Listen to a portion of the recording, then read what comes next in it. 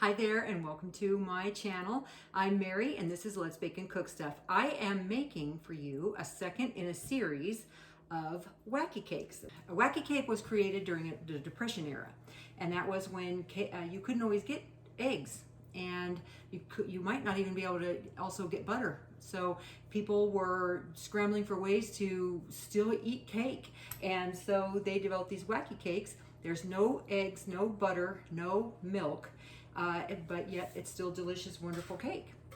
And I'm going to show it to you right now. This is the second. The first one was a Kahlua. It's Kahlua and chocolate and coffee cake. This one is going to be vanilla, but I'm using brown sugar in it, so it'll be a little more caramely tasting, if that makes any sense. And we are going with 1.5 cups of all-purpose flour. Some people call that plain flour. 1/2 cup of granulated sugar, 1/2 cup of brown sugar,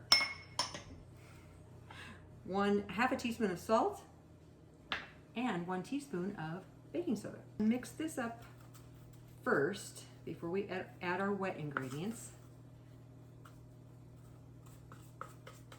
Okay, now in the dry ingredients, I'm going to make some wells. I'm going to make 3 wells, one really big one because it's going to add a little more stuff in it, and 2 smaller ones for some smaller amounts of stuff. Okay, so in one of the smaller ones, I'm adding a teaspoon of just white vinegar. But if you have a different kind of vinegar, you could use. I've used apple cider vinegar. I actually just bought some maple vinegar, so I was thinking about trying that in one of them too.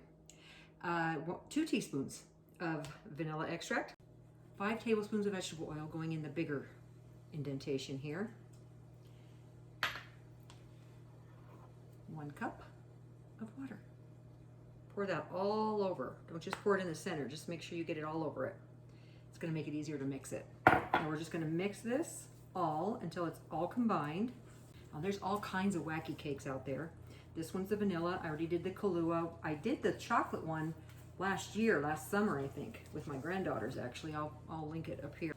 Okay, once this is smooth, it's going to go into a 350-degree preheated oven for 30 to 35 minutes. And one of the things I love about these Whacky cakes is that you don't need any frosting for them. And I've mentioned before, I'm a frosting person. I love frosting, but you don't need it for this cake. You can just sprinkle some powdered sugar on it, eat it plain. For any of these cakes, you can add some chips if you want to add some chocolate chips or some butterscotch chips or some vanilla chips, or you could add just some chopped up chocolate. Put it in there. All right, this is going to go in a 350-degree oven for 30-35 minutes, and we're going to see you back here then. Okay, here's my Whacky cake. This is the vanilla cake.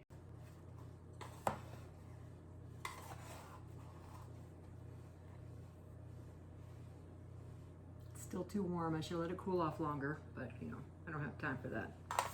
Or patience. I'm going to just top it with a little bit of powdered sugar.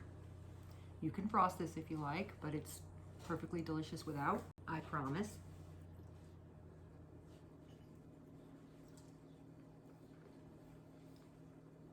It is seriously the most delicious, moist vanilla cake you can have.